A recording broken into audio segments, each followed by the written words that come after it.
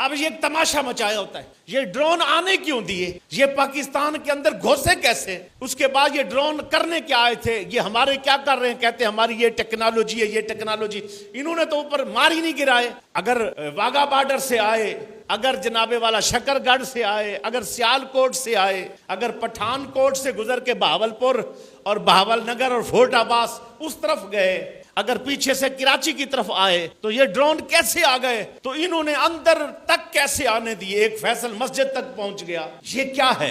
اب قرآن سے پوچھتے ہیں، آیت نمبر 16، جب کوئی یہ جنگی پالیسیاں ہوتی ہیں، جنگی منصوبہ بندی ہوتی ہے، کوئی یہ نہ کہے کہ تلوار لیں اور فوراً بھیڑ جائیں اور فوراً لڑ جائیں۔ اللہ کہتا ہے کہ تمہارے دو لمحوں کی خاموشی یا انتظار، یہ بھی جنگی ہوتا ہے۔ فوراً مجاہد سے یہ مطالبہ نہ کرو کہ ابھی لڑو، ابھی جواب دے، ابھی ٹکڑے ٹکڑے کر۔ مجاہد دوسرے کو تھکاتا ہے، مجاہد دوسرے کا زور دیکھتا ہے، مجاہد دوسرے کی وہ جو چال ہے اس کو بھانپ کے پھر بدلہ لیتا ہے، پھر جواب دیتا ہے۔ انہوں نے ڈرون بھیجے اسی لیے کہ ہمیں پتہ چلے کہ جناب ایئر ڈیفنس سسٹم کہاں کہاں نصب ہے، کہاں کہاں ان کا ایئر ڈیفنس سسٹم موجود ہے، ہمیں اطلاع ہو، پھر جا کر ہم ان کے اوپر اگلا اٹیک کریں۔ انہوں نے ڈرون بھیج کر یہ چیک کرنا چاہا۔ کمال حکمت عملی ہماری فوج کی، آئین بالکل قرآن کے مطابق، سورہ انفال آیت نمبر 16 قرآن کے مطابق ڈرون بھیجتے گئے، انہوں نے چھیڑا ہی نہیں۔ وہ اندر داخل ہو گئے، کئی ایئر ڈیفنس سسٹم کراس کر کے انہوں نے کرنے دیا۔ جب دیکھا کہ اب یہاں تک آ گئے ہیں، کسی کو کوئی نقصان نہیں پہنچنے والا، انہوں نے چھوٹے موٹے شرلیوں مرلیوں سے، کسی نے گن سے مار دیا، کسی نے کسی اور، یعنی مین جو سسٹم تھے اس سے نہیں گرائے تاکہ دشمن کو پتہ نہ چلے۔ یہ بھی حکمت عملی ہے۔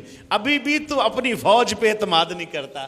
رافیل طیارے جو انہوں نے منگوائے ہیں فرانس کے، یہ طیارے آج تک نہیں گرے۔ جنگیں ہو رہی ہیں، سب کچھ ہے، ان کا گراف ہائی لیول پر تھا، ہر بندہ پیسے لگانے کو تیار تھا، خریدنے کو تیار تھا، بکنگ چل رہی تھی، رافیل طیارے چاہیے، رافیل طیارے چاہیے۔ لیکن کیا ہے، جس وقت پاکستان نے پیچھے گرایا ایک، وہ بھی پاکستان ہی نے گرایا۔ اس بار پھر یہ 3 گرائے تو پاکستان نے ہی گرائے۔ آپ جا کر دیکھیں، الجزیرہ کے اوپر رافیل طیاروں کے متعلق لکھا ہوا ہے، انہوں نے لکھا ہے ریڈار میں نہیں آتے، پکی بات ہے ریڈار میں نہیں آتے، لیکن کیا ہے، ریڈار میں نہیں آتے لیکن پاکستانیوں کے ریڈار میں آتے ہیں، پاک فوج کے ریڈار میں آتے ہیں۔ انہوں نے کہا جو ہمارے ڈرون ہیں یہ ریڈار میں نہیں آتے، یہ اسرائیل نے بنائے۔ پہلی بار اگر کوئی اسرائیل کا ڈرون گرایا ہے تو وہ بھی پاک آرمی نے گرایا۔ رافیل بھی پاکستانی آرمی گرا رہی ہے، اگر کوئی ڈرون گرا رہی ہے وہ بھی پاکستانی آرمی گرا رہی ہے۔ اتنے بڑے کام کر کے تجھے